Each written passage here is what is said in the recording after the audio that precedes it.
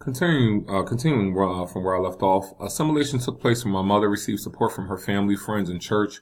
The support from the church assisted my mom with bringing in new information to fit her new schema, which she could now share with the women in the domestic violence shelter.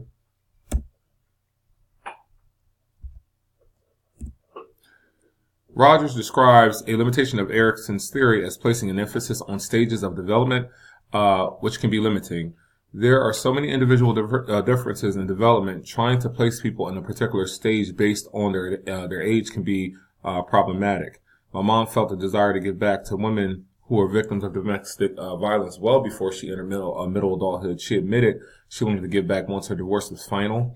She was just not in a place in her life where she felt she was a success story and could show the women there was a life after. Now in adulthood, she is able to see that she is in fact a success story because she had made it out. Here are my references.